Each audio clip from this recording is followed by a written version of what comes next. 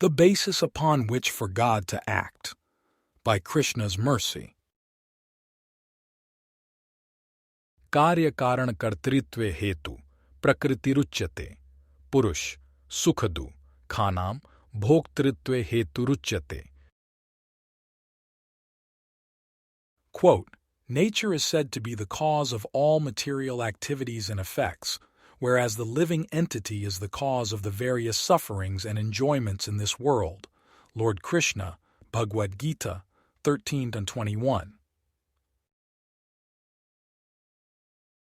Are not the people right?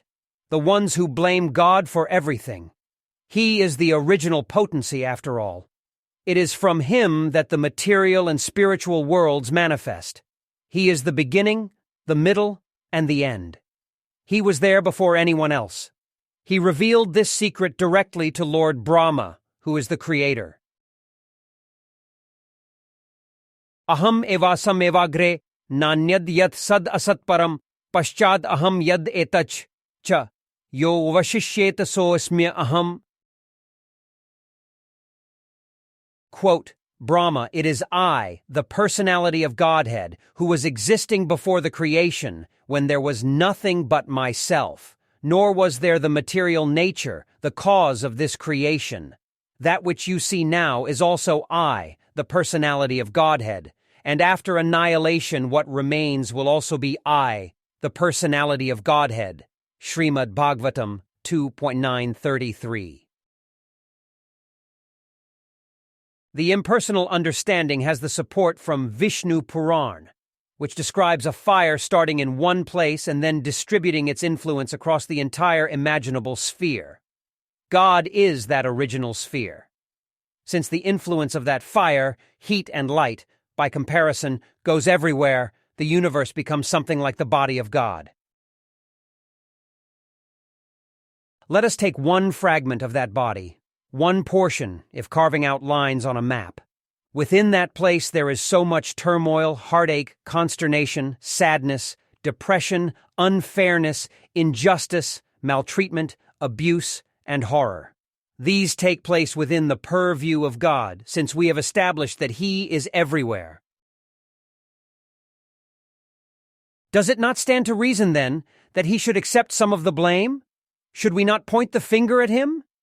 Is He not responsible for the horrible things that happen to us? I know some people who are of the highest character. They always look to help others. They do nothing for themselves.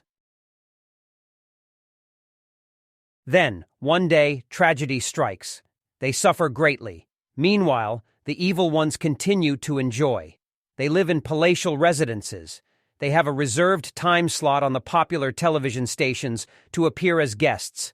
They lie with impunity. They are not afraid of being exposed because they know that nothing will come of it. How can God allow for such disparity? How can He stand by and do nothing? The standard instruction within the science of self-realization naturally flows in this direction.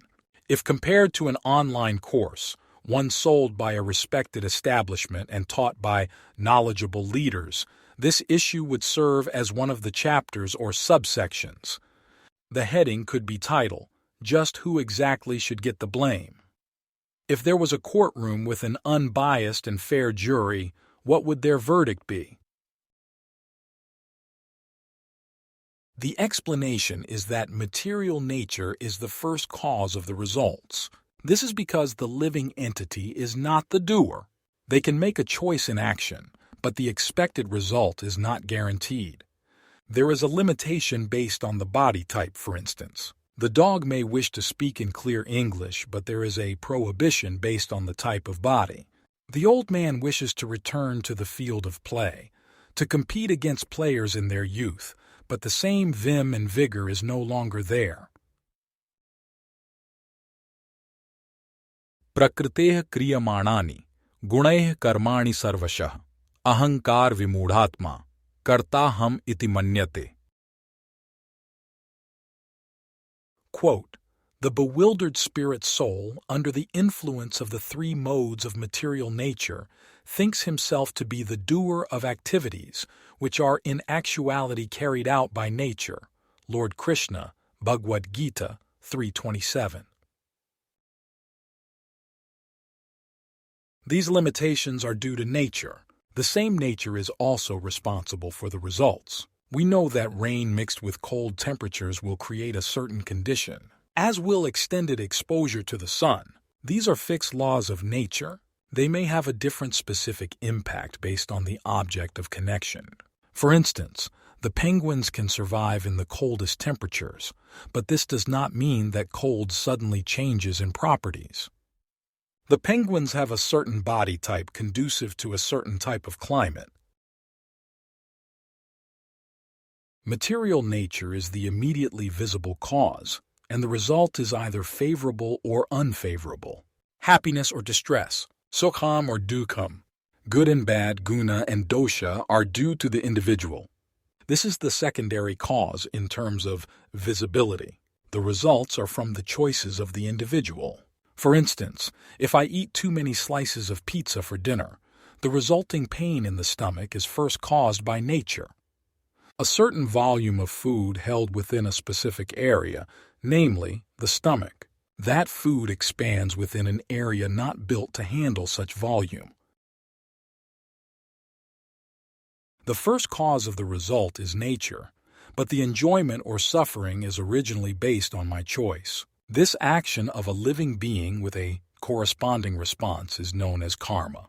Karma is the karana that leads to association with different kinds of gunas, which are material qualities.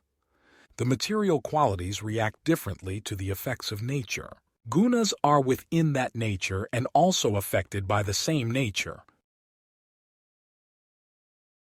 Samo ham sarva bhuteshu, na me dveshyo asti na priya, ye bhajanti tu maam bhaktya, mayi te teshu chapya aham.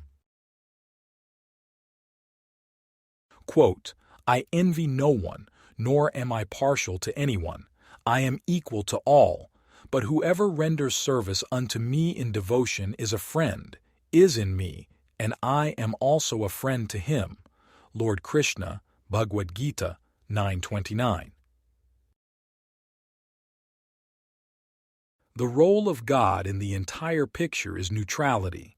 He is neither favorable nor antagonistic. With respect to karma, he is neither for nor against. It is a shadow world after all. The material nature, Maya, is like a replica of an eternally manifest place. We can refer to that place as the spiritual world, or Vaikuntha, which is the place free of anxieties. We can further define karma as the basis upon which for God to act. Karma is the mechanism for the shifts in the material nature in delivering results. There is always an initial cause, which is action, but the exact result is determined by higher forces. Since karma begins with choice, we can accurately say that it is the living entity who influences their own future enjoyment or suffering. We can blame God all we want for creating the material nature in the first place, for instituting a system such as karma, but what good will that do? The system is there. We are living within it. The influence of karma can stretch many lifetimes, and so we are right now suffering or enjoying based on past choices. बिगड़ी जन्म अनेक की सुधरई अबहीं आजू हो ही राम को नाम जपू tulsi taji kusmaju. Quote, the many past births you spoiled can be rectified right now, today, if you start chanting Sri Rama's holy name and renounce bad association, says Tulsi. Dohavali 22. Goswami Tulsidas instructs that the past experiences can be purified. Though those lifetimes are right now in the category of spoiled, they can turn into something like a blessing. This is provided that the end is auspicious. Karma is not eternal. We can opt out of the system. This is one way to understand the purpose of genuine spiritual life. Put an end to karma, stop the spinning wheel of suffering and enjoyment, and find a permanent home with a permanent situation of transcendental enjoyment. In closing, Pain and misery to me came, all upon God to blame, since this system he created, with material nature instated, but seated back neutrally to observe, from choices getting what I deserve. Chance now to stop wheel of karma spinning, through dharma the Vaikuntha realm winning.